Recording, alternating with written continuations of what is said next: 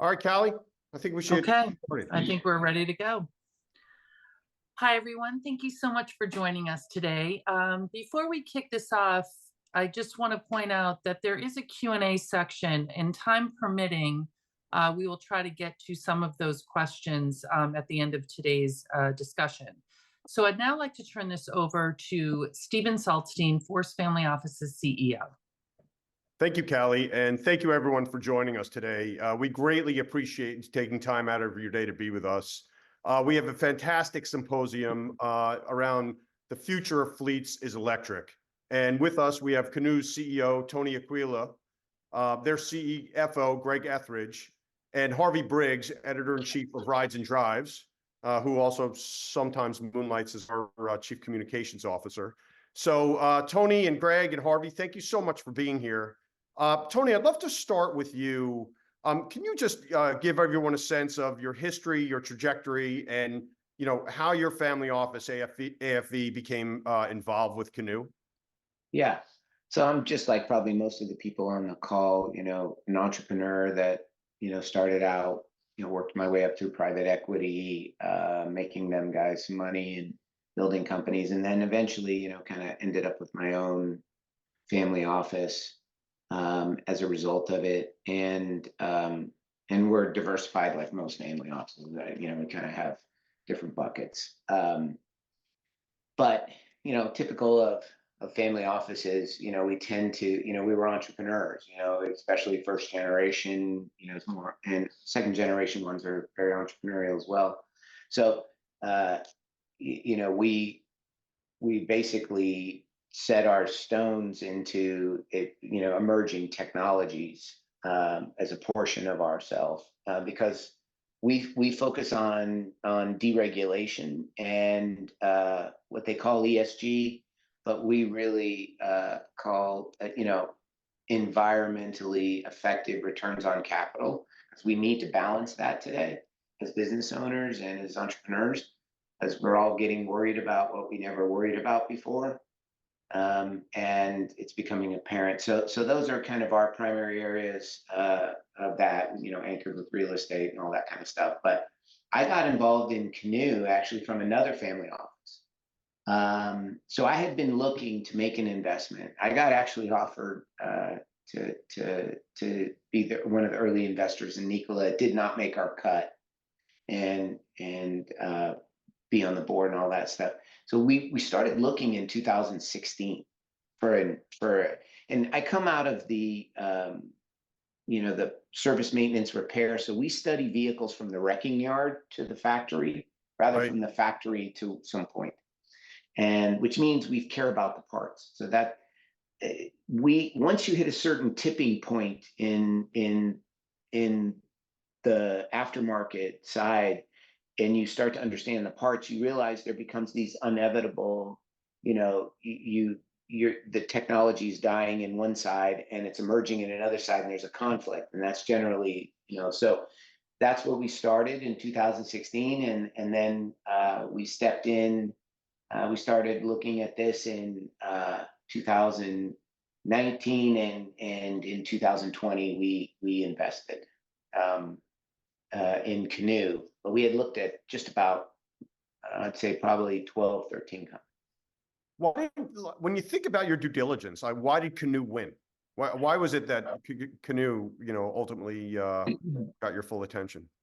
Well, one, there was a family office involved that, we have high regard for, and, we respect each other a great deal. And we try to help each other. They knew I was interested in the sector. They have some investments in the sector as well. So that was the first thing that brought me there. But what really has been a big sore for me in the whole, reducing the cost of capital in automotive is the fact that you need a democratized platform from the top hat. So you need to be able to buy it like a shirt. And that will drive down costs, because America can never win on those components. They're too commodity based, and so when I saw what these guys were flirting with, which became very complicated to make work, but what we did. The drive-by-wire logic system depins a vehicle because having a dash, effectively the similar kind of dash that you see in every vehicle today, it could take days to decouple the top hat from the chassis.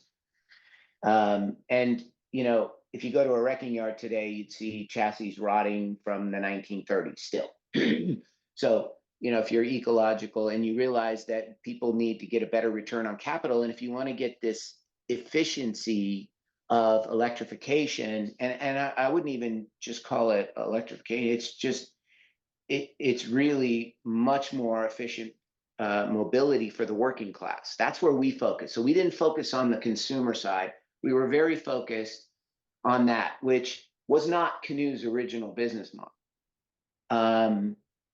And so we tried to influence management in the direction of, fleet and truck, because 80% of the margins in the industry sit in those vehicles. So, but it made it possible to actually start to create what I believe will be the future, is the first near new market, where you don't get rid of your chassis, because these propulsion systems are like planes. They'll run forever if you maintain them right. And you just change the top hat. So actually companies, and you can get it down into the lower working class who drive the older vehicles, which pollute more. So we really triangulated on a really good value proposition. And then at that time, the investors, I joined the board, and that's when, they asked me to kind of take over and take it in a different direction. That value proposition, I mean, it obviously translated with, some of the biggest companies in the world. I mean, Walmart, NASA's not a company, but obviously an impressive contract. You have so many of them, and I'm just curious when they, and obviously you have to go through an RFP process and all of these things, but ultimately is that value proposition that you saw, that you envisioned, I mean, is that what they're buying into when they become your customers? So what we're very focused on, so, what's interesting, and Harvey was kind of alluding to this, but what's kind of crazy about this whole thing is the world, and the US in particular, has been building luxury lawnmowers for the last 100+ years. It just got nice interior and stuff like that. And yet, you can pay all the price you can pay up on these vehicles, but once you're on the inside, it's just a plusher version of the same thing. And so it's really, just not the way to think of space. So, the industry became very square because of price cost in the vehicle design. And if you look at the greatest vehicles, they have contours to them. Well, when you go to circular, you get more space, right? Versus a square, and it rolls better. It's more efficient. It's like throwing an orange. You can throw it, pick it up, and still eat it. You throw a box, it's going to get damaged. So the industry just was not. That's kind of why the US fell behind. And so we got really focused on getting efficiency on the wheelbase of a Prius. We can get 130 cubic feet to 190 cubic feet of working space. And that means a person doesn't have to back up or turn around that often, because the turning radius is so tight. That reduces insurance premiums. So we focused on things that not only were designed, because that's where OEMs have always tried to get you, is by looking at it, you fall in love. You get inside, you get tired of it, because the infotainment system, all those things that age, like in your house or your phone or your computer, you can't change them on the current vehicle. You have to get rid of the vehicle. It's a real nightmare to upgrade. And the software was an afterthought. With us, we really kind of said, let's be a TEM, not an OEM. And let's start with technology first, which meant that, just like I can do this with my iPad, I should be able to do this with the vehicle system. I should be able to upgrade this. And you have a very different kind of revenue model, which is much higher margin, frankly, having studied all the pieces and parts of multiple owners. throughout the vehicle life is we have a vehicle that is democratized, so you can upgrade the components, and they come to us to refurbish the top hat. Also, with those big customers, we actually studied their business, and when we deliver the vehicle, it's delivered to them for the box sizes that they use, the tools they use. It's built so we don't build to sell. We sell, design, integrate it to the customer. We sell one customer hundreds to thousands of units at a time over a multi-year period, and then we create a build schedule. Now, what made us different and frankly unsexy for the longest time was that we went ahead and we said, we're going to do things differently. We're going to go ahead and actually flip it. We're going to be more like Henry and Ferdinand rather than Ford or Porsche. Because a lot of the young companies, they tried to wake up as Ford or Porsche. You just cannot do it. Those that are on this call that have started businesses understand that. And so we basically flipped it. And after surviving 2001 and successfully getting through it by the skin of my teeth, we learned some very valuable lessons there that when these big technological evolutions occur, there are many people that enter the space. They get public capital, they get private equity, they get venture capital, they get all these things. And SPACs democratized venture capital and private equity effectively. And what we learned was in that time is, and it happened by accident in 2001, but we flipped the model. We said, we'll actually get and deal with those higher cost items later because many of these guys won't make it. It's just math. Right. And so, again, we did not go after the one-to-one model because you need a huge infrastructure. We went after one customer, many units that need software as well to extend their business. And that's kind of, the beauty of the vehicle is one thing, but when you understand how it can return capital Right. on an ecological basis, it blows people's mind. Yeah, there's a real ROI there. Harvey, let me ask you a question. I mean, just from the family office perspective, it seems as though the market has come to Canoo. And what I mean by that is, for a long time, the industry was betting on the Teslas of the world. And I guess what we're seeing is there can only be one Tesla. But I think the market has come to the conclusion of is that, the great opportunity here is in fleets, which is where, Canoo lives because there's just not that infrastructure. And I'm just curious, like, is that a huge surprise to someone like you who's been in the industry for 40 years? No, I think we always thought that the first big entry point for EVs on a scale or from a share standpoint, the segment would be light commercial vehicles, because you're talking about a segment that has depot charging. You're not relying on public infrastructure. You're driving fixed routes, known mileage, so you can scale the vehicle appropriately for that. And electric vehicles do things like, while you're sitting idle, you're not pumping emissions into the atmosphere. They're much more comfortable for the driver, for the operator, because they're not as loud, they don't vibrate as much. So there are all kinds of inherent advantages for electric vehicles. And while I think we all had hoped that passenger vehicle infrastructure would happen, battery technology would have come along a lot quicker, the reality is it's just going to take longer to make the passenger side work, because unlike the commercial side, you're asking consumers to compromise right now when they buy an EV. They have to change their behavior to own an EV. If you want to drive cross country in an EV, you have to plot it out and know where you want to stop. It's almost like flying a private airplane where you have to figure out where the airport is, that you're going to land, and have 3 or 4 options along the way in case something changes. But in this segment, you're really talking about known variables in almost every aspect of the use case. So I think all of us in the in the automotive media felt like this would be where it would happen. It's not sexy to talk about, right? You're not going to get a lot of headlines out of this because it's backbone work. It really is, sort of the infrastructure, but it's a huge segment. I mean, we're talking about, hundreds of billions of dollars of this segment globally.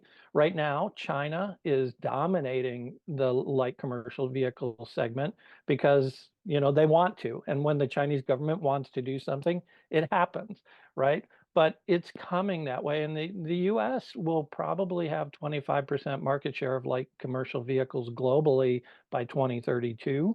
And in this segment, you're going to see pickup trucks being put into fleets in this. You're going to see these light last mile or fixed delivery vehicles, as well as moving into that class 2 vehicle as well. So there's a lot of room in this segment. And while there are a lot of people playing in it, legacy players like Mercedes, Ford, Renault are here. Kia is in with a new platform that they just launched at CES. There's competition, but there's a ton of headroom and growth here.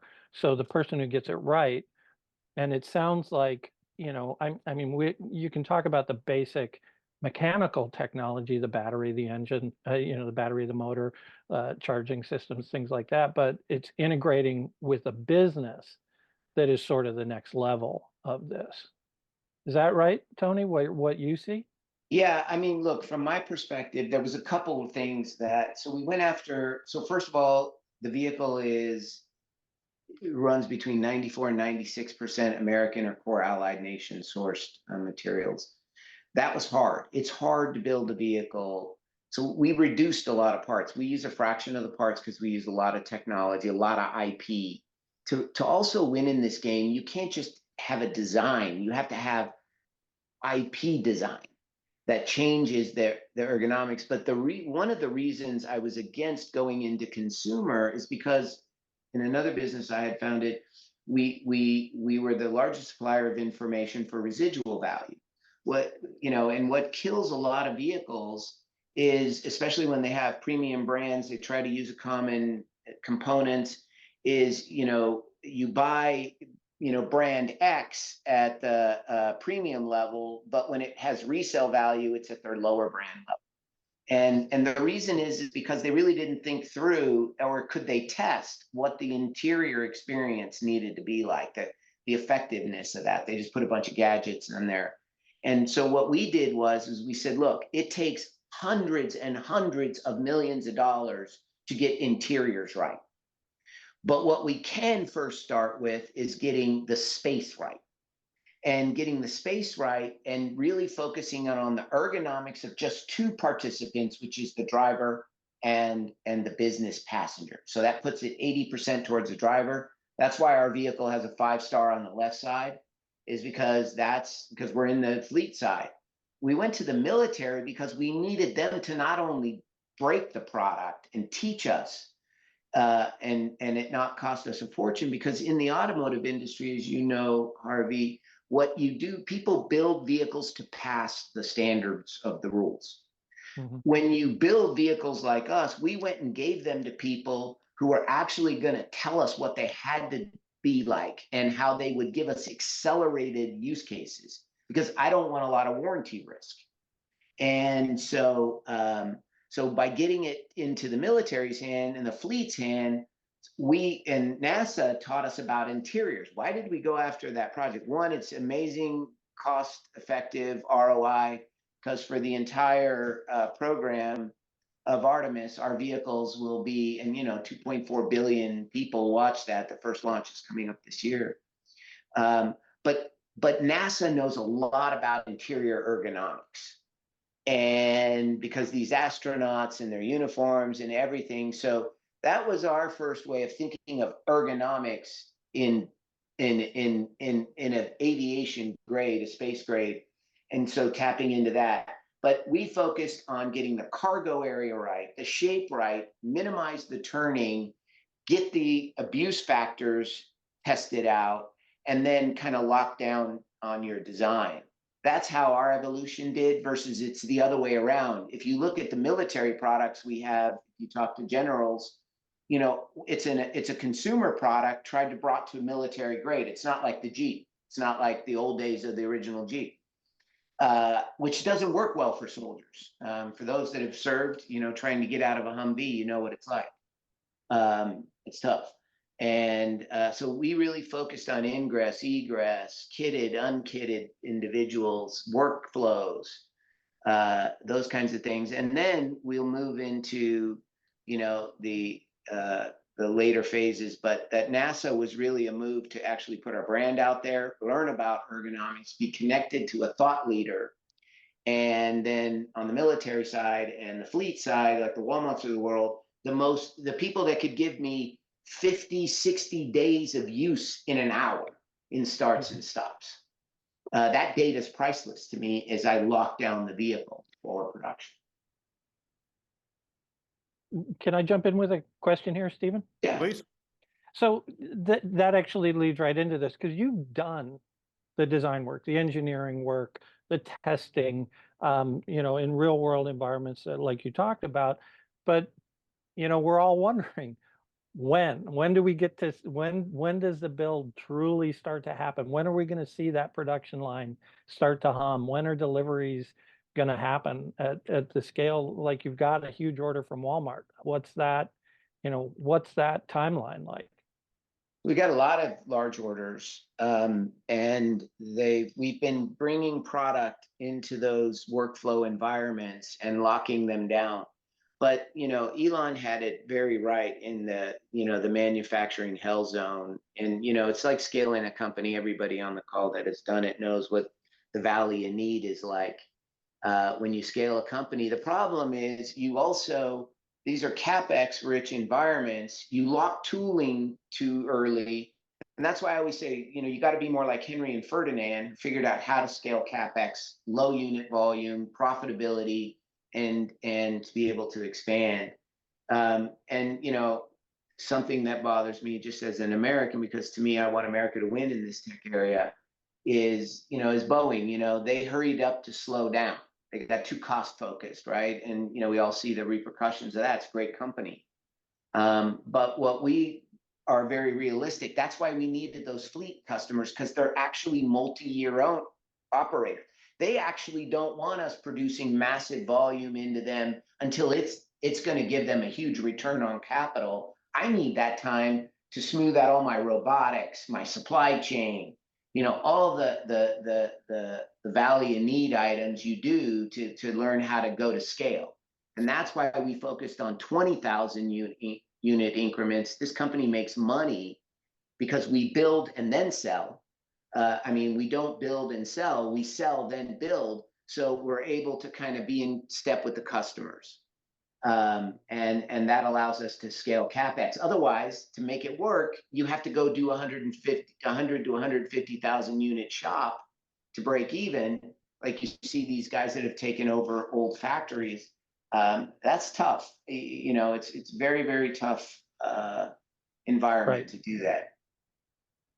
Well, and let's talk about that for a little bit, because you talk, when you look at the legacy players who've come forward, for example, with the Transit and the E-Transit, and Stellantis announced they're going to electrify their ProMaster.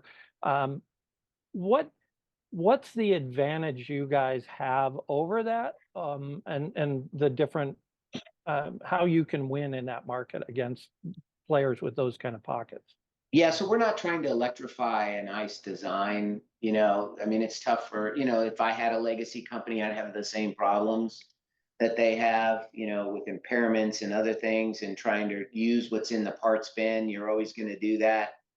You know, for us, we have better density. I mean, without mentioning names, we've been tested against, you know, some of the big guys with some of our customer base, and we've prevailed in hot and ice cold conditions, because the vehicle is designed for those scenarios. It's designed to make a route. You know, it's designed for these type of use cases. As density improves, now we have more density than pretty much anybody per cell right now. and we'll continue to innovate there. We need some of the supply chain, to bring in better watt cells. That's coming. It's no different to your point about anxiety, and I believe by the fact that we focused on democratizing the battery system, so it's still nearly the same size of a big battery pack. You can change those packs rather than having a whole pack problem, as we saw. That's what some of these vehicles are fighting. So they're going to fight through that. That's going to hit them in the cost of ownership. This one here is designed, if there's a problem, it's designed to be repaired. It's designed to have a piece changed and it not be, catastrophic in cost. But to come back to the point about production, we're going to be in the low, we're concentrating on the low thousands of units this year, stepping up to a run rate, as we said, of coming out of this year at 20,000. That may not look impressive to a lot of people, but it's about the quality of what comes out and knowing it. I have a lot of confidence today because of the testing. We tested with some of these customers for 2+ years doing actual work with the vehicles. So, So much of what I hear you say, Tony, I mean, the fact that, you started with the Army and you purposely wanted them to beat the hell out of these cars, right? So that you could learn from that, and just like doing things well, as opposed to doing things quickly. I find that so impressive. I have a question for you, and I respect the thought process that, if Canoo didn't build it, we don't want it, right? And it's funny, I think about, I don't know if you follow, but the GLP-1 craze, right? Ozempic, Wegovy, and there are a lot of folks that I've interviewed, and I've said to them, were you surprised by this? Were you surprised by, how quickly all of that took off? And I think it was a gentleman from Eli Lilly said to me, I don't know if you know, but we just made a $16 billion acquisition just so we could have production capacity. So yeah, we were surprised. So I'm just wondering, I mean, listen, there are a lot of other companies that have challenges and may not make it. I mean, I know you don't want to pick up an old, let's say, Detroit factory, but is it possible that you would pick up production capacity by buying another EV factory that doesn't take a ton of time to kind of fit your model? So look, we were able, and it's not anything an entrepreneur's ever really proud of, but we're buying brand new equipment at 20 cents on the dollar. But we see the United States as 50 countries under a flag and a currency. Where we focused on is where nobody was. Mid-America is where we make our best weapons. We have great workforces. It's a labor arbitrage. It's dislocated communities. It's often native lands. So there's incentives when we go after government contracts. We're in a better point position, and we're in the middle of the United States, which really controls, and we have the ability to create a new supply chain rather than trying to live with an old one.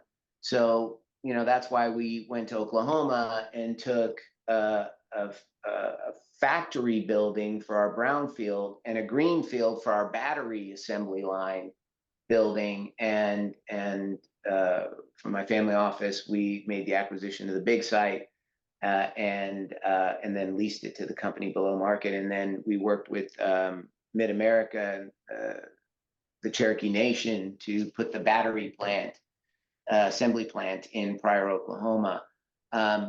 I think there's great labor arbitrages people don't see, and many of the people on this probably have seen the great migration that happened since COVID. And we were just ahead of the curve, and we believe not being in Detroit heavily is more important, because every time you do, they try to bring you back to what's in the system. And that's one of the things when you do things differently is mindset of people, your engineering team in particular. Let's talk about your teams a little bit, because you mentioned that that you have a small design team. Where are the people who are designing your products. Where did you find these people? Where's your team, and what do they bring that's different from traditional teams in, say, in other automotive? Uh, Yeah, so we have firms? a very interesting, so we tend to not go overboard automotive. Since I have kind of led in, we have more of the American people. So we have people that come out of architecture. We have people that come out of space planning design. We went through different aviation. We have people from aviation in the company. I'm passionate about aviation as well. I believe there's a big mega trend there as well. Because of all this efficient propulsion that is coming out, it's changing the game. So the teams are not the typical automotive design team structure. They're more cross-functional. People bring a certain expertise that's uncommon, that has been kind of thought as standard. You sit in a seat. We study it differently. We do it differently. We use different materials. And we actually concentrate on building the vehicle so it will last, because the way we make our revenue per customer goes up over time. Our free cash flow on those customers goes up because of the way we designed the vehicle. We travel from owner 1 to owner 2 to owner 3. It's designed for that. So, you had to bring a different design team, and you have to think of software differently. So you tend to go to, much more aviation logic, with redundancies, especially when you electrify. That's one of the biggest problems a lot of the traditional OEMs are facing. They don't have enough redundancies in the system. Like we have, double and in some case triple redundancy, and the key element areas. So, it's just, those are the changes that you got. In order to do that, you have to bring this diverse world in, which is positive violence, right? Because now it's not like you don't start with immediately you see the frame of a car. You're actually going from the inside out, not the outside in. Right. So one other question along those lines. You talked about the redundancies. You've got steer by wire, brake by wire, all that stuff that frees everything up, because as we all know in the auto industry, that point between the front axle and the firewall is sort of absolute in design, and you've broken that paradigm with this. So how do you ensure that these electronic systems are fail safe? That's, I think, everyone's big concern when they start hearing about these technologies. Yeah. So nothing. You can't build anything that isn't hackable. I mean, the reality of the things that are out there. However, you can put appropriate parameters, and you can keep the IP as close to your chest as possible, so you don't have, because otherwise you're an integrator. And so what we did was we designed our own controllers. We've written our own software code. We got rid of third parties as much as we're nearly done with all of them. And it's our own code base. It's our own IP, because our view is in electrification, the control tower should know something's wrong with the vehicle before the driver does. And it should send, the appropriate information. It should be going on in the background without you worrying about it. And so you have to figure out those points of redundancy. I live in a constant state of dissatisfaction, so I won't say I'm there. Probably never will. But I'm really proud of the fact that, one of our steering mechanisms could fail and you'll still be driving. You won't know it, but we'll know it on the control tower, and you'll get a signal. I let somebody drive the vehicle last night that came into town, and I said, "Here, just you figure it out. You go."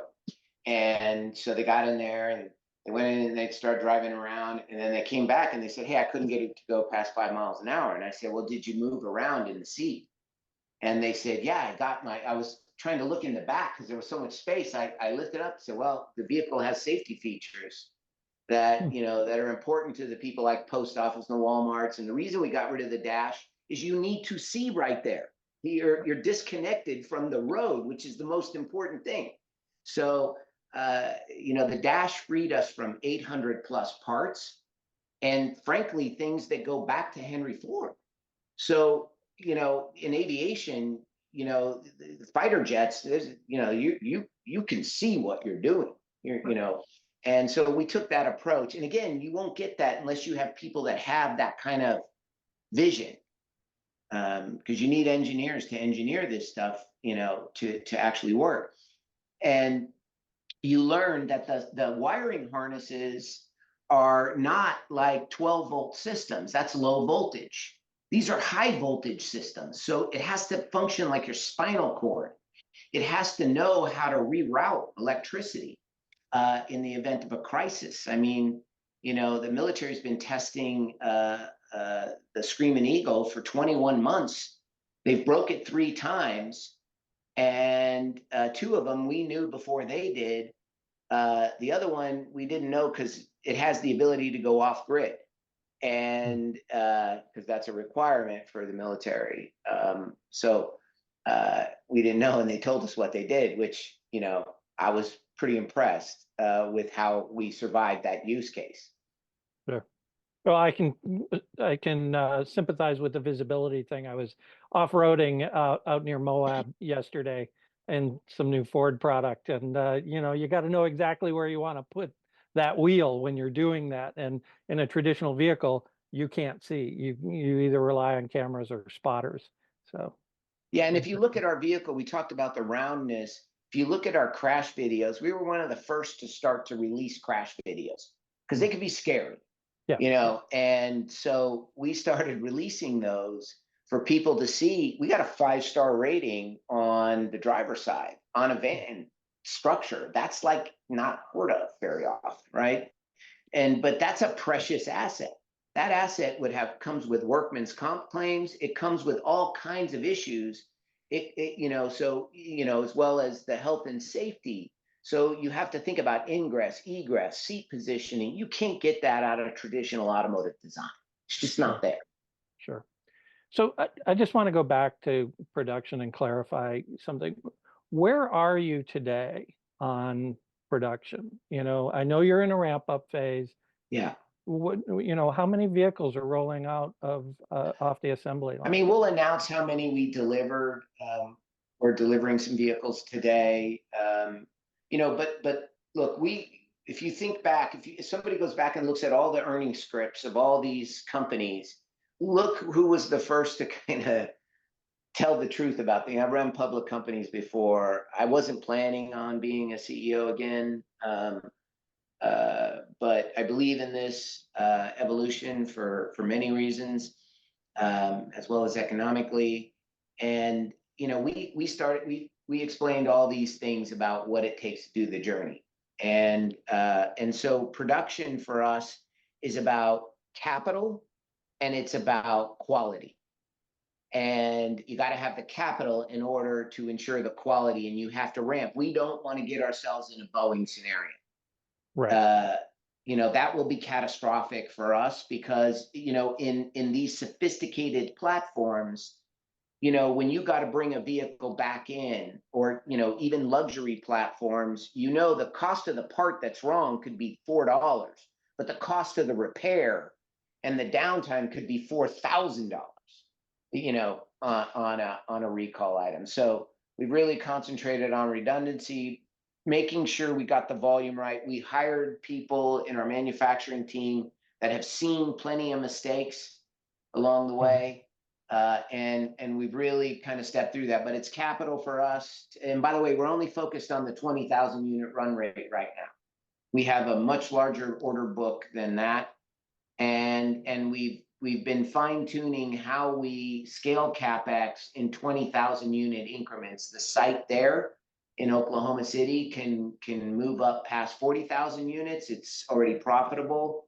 And we bought 125 acres on the freeway where the land is so we could expand that site. But I don't want to do that because I'm selling to customers who are actually buying vehicles through the year 2029. One of our customers is really focused on a delivery schedule through the year 2029.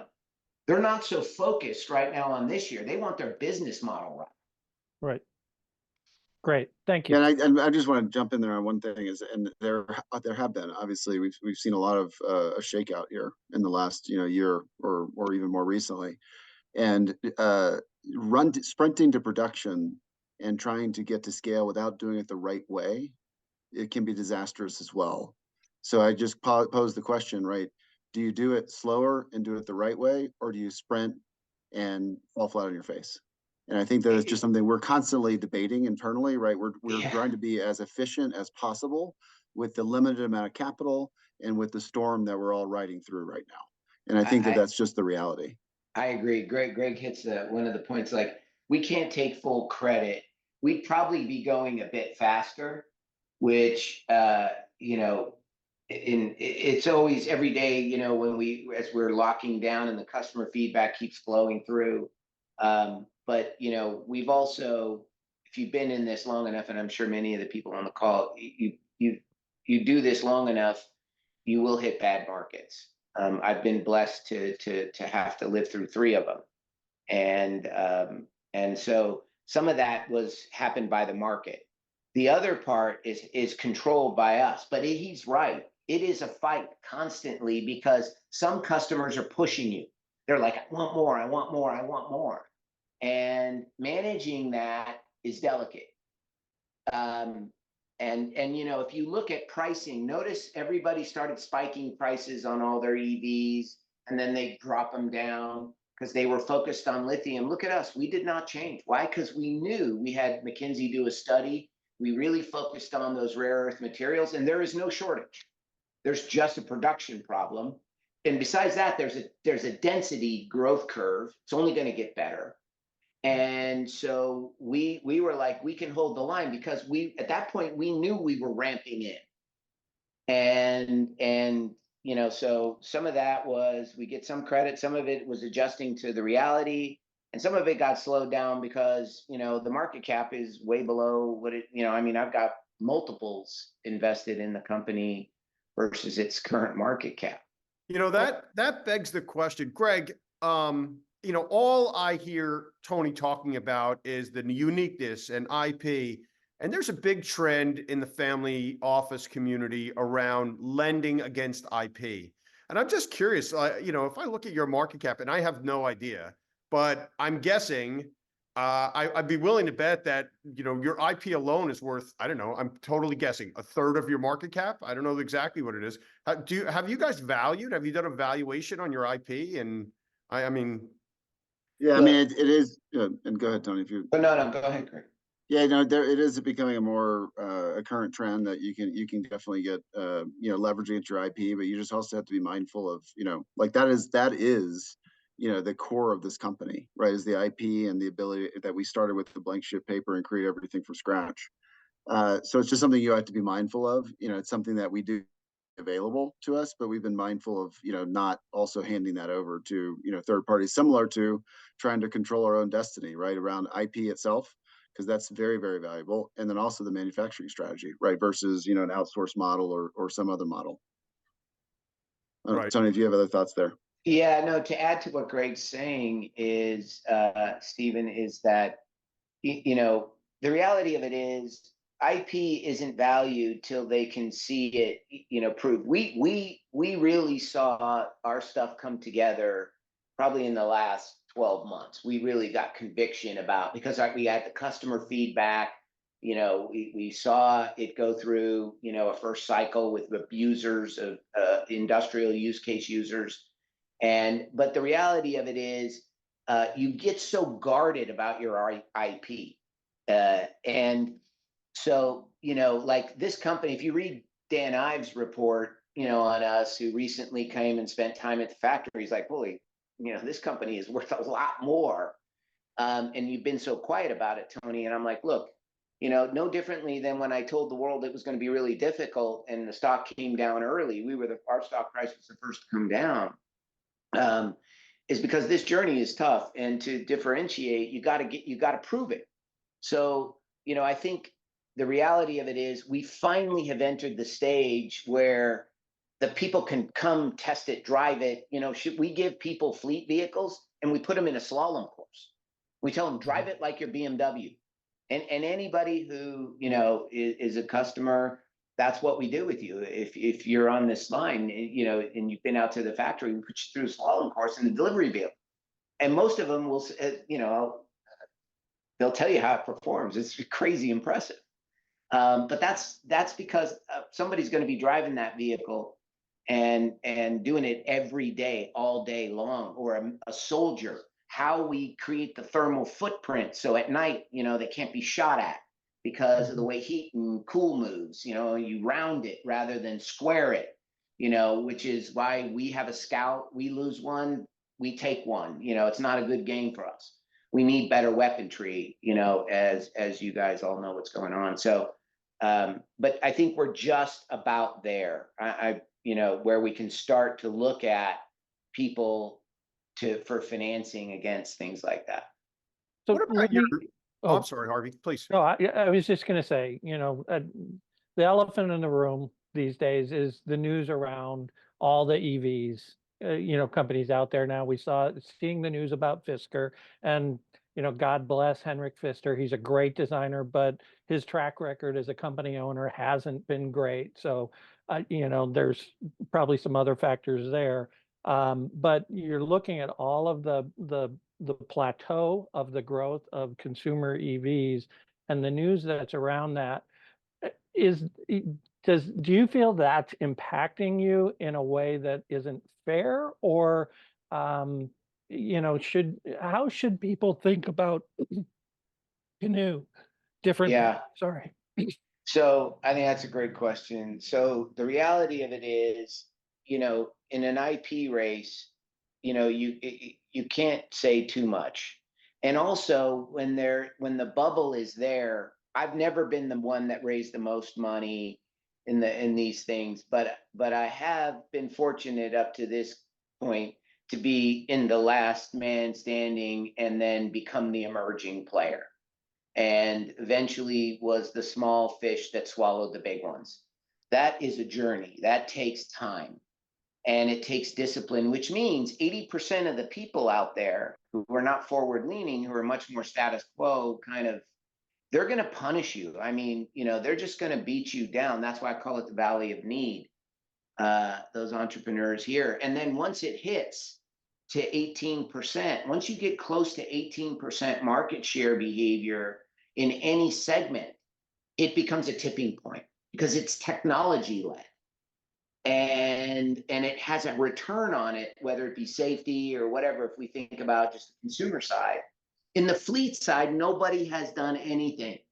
Like get into current military vehicles, see how much safety stuff is in there for them. Like where we put the seat is like a second helmet for the soldier. The soldiers seeing, like, one of the greatest things for me is seeing those soldiers come out going, man, I love this thing. I can see, I can function, I can haul ass, and my head is not up against the window. You know, and it's just things like that, you know, that's IP. And, you know, today we're willing to talk about it. Was I willing to talk about it when everybody was telling a story that I could not say was certain? We were quiet. Now we're stepping forward. I think that this is one of the first that I've done, because I needed the market to kind of, you know, clean itself up. You know, it's funny. I mean, just being in the family office space, I've been watching this kind of boom boom cycle since the .com era, right? I mean, you know, I was in the markets in 97 and 98, and then, you know, so many of those internet companies got wiped out. Yeah. And I don't know, we saw it in every market, you know, LED and nanotechnology, and, you know, it's interesting. You're now seeing the reemergence in crypto, right? I think it was not that long ago. Yeah, exactly. Crypto was at 16,000, and now it's, Right. you know, touching 80. And family offices, you know, they're looking for undervalued growth opportunities.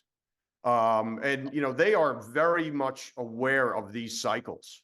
And yeah, I mean, what would you say to a family office in regards to, you know, why now is a good time to take a look at Canoo? Yeah, I would say one, a fellow entrepreneur has got more money in it than they do, has, been dedicated, did the right thing as a public company, and is inventing American IP, focused on the segments that are easy, so to speak, for new technology to get realization, and there's funding, and the credit spread in the markets we play in is between AAA and double B. So we'll eventually hit the second point, which is financing the purchase orders. Once we have some steady volume, we're doing the things right. And so what I would say to a family office is, this is one where you want to look back on a decade from now, because you built a great position and you got a quantum return, but you're playing with the appropriate percentage based on your thing. Now, I went all in here on this one because I believe in it. Now I just have to survive the valley of need and make the minimum number of mistakes and have the fastest recovery rate on those mistakes, and continue to keep the team small, elite, and committed, and lean on technology and IP. And so what I would say is, look, guys, look, we need the support, and we're committed, and that's what I look for to invest. I'm a big, what I call MMC, management margin core. To my principles, that's how I invest. And I believe this is an unstoppable trend. It's just going through a trend. Love it. You know what? Do you mind? I'd love to bring Callie on. There are a bunch of audience questions, and I'd love for her to address a couple of them, if that's okay. Yeah, absolutely. And unfortunately, we only have time for a couple of them. But Harvey had mentioned the Chinese government wants EV commercial fleets to happen, so they're making it happen. What is the status of government support coming to Canoo, specifically the status of the DOE ATVM? Yeah, it's a good question. Yeah, I think I'm going to DC. I'll be there Monday, Tuesday, Wednesday of this coming week.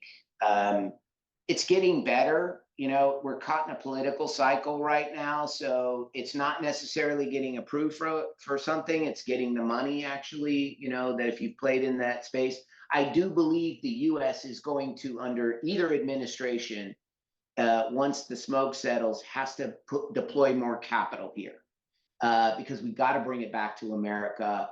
And, they're starting with basic components. There's a lot of money available. There's $20 billion in the IRA bill just for Native American land projects, where you're building product in Native America. So, however, again, they have an obligation with our tax money to make sure there's certainty. So we're hitting a point now where we're going after those dollars, like 48C and others. And we've got a lot of senators behind us. We're creating jobs where it matters, and our cost is in line. So, I think as we push through this cycle, we'll be eventually accessing some of that capital. Great. And to what extent can you speak to licensing, democratizing IP for non-competitive, example, passenger consumer vehicles use cases? Would this be a potential non-dilutive cash flow stream while retaining control of your own destiny, to Greg's point? Yeah, we're too young. So, I would say to the investors, hang in there with me on that. I want to function as a tier one. If you study my history, I have ultimately licensed to my competitors, but it's when I have a generational tech machine running and I'm helping advance the industry, but I'm not losing my advantage. And so, I'd love to give a different answer. And by the way, there's a certain company out there that has recently displayed the platform. Go look at what it looks like. Before I got involved, it's not exactly like ours is today, but some of the base thesis is in there, and they got $3 million for it. That's not going to move the needle. What's going to move the needle is getting that backlog and then creating a problem we're solving, which is manufacturing, because that's just CapEx against sold orders. What we're trying to do is get over that first most important hump. From there, we'll be able to move it. Also, when you build yourself up to 20,000 unit increments and you're making money before you hit 30,000 units, you have an international model, which is why we went after the USPS. They got $2 billion more to spend, and they bought 6 vehicles from us, as you saw. And that gave us the right-hand drive market. So we're trying to find ways to actually take this huge cost out of the system and have our TAMs lined up. So as we hit we make ourselves capable, we actually can grow those markets. Great. Love your business model. What factors in the coming days and weeks can we anticipate that will impact positively on shareholder confidence? Well, obviously those that have ran public companies know I can't really say much on that one. But what I can say is, go back and look at the beginning stories of what was said, how and where we pivoted when I came in, why we did it, what we've been saying. Just look at the fact set. And, I think if it does, it'll kind of tell you where we're headed with this business, because we believe that's the right place to be to de-risk the firm. I'm not saying I'm never going to sell to a consumer, but when I do, I want it to be, if you will, as the old saying goes, want to be like Italian sports. We want to know the warranty outcome before the game starts. And because that's where you'll get killed. That's why very few vehicles actually make money in the industry. Well, there are a few of us that are waiting for the bulldog, so That's my favorite thing up there. It's amazing. Well, we are coming close to the end of time, so I do want to point out that we're unfortunately not going to be able to hit all of the 41 questions that are still remaining. But I do want to turn it back over to you, Tony, for any final words to the audience before we close out. I would just like to say thanks for the time, most of all for the patience, for those of you who've been going on this journey. No, I'm more invested than anybody. I'm committed, and the team's committed.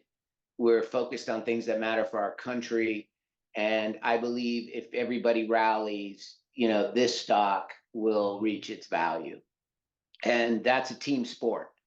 I can do my part, but I need those to believe and to have, the same values we do, and those things align, we will be a very powerful company. Great. Tony, Greg, Harvey, thank you so much. I really appreciate your time. It's a fantastic symposium. Thanks for hosting. Thank you. Thank you. Thank you, everyone. Bye. Thanks.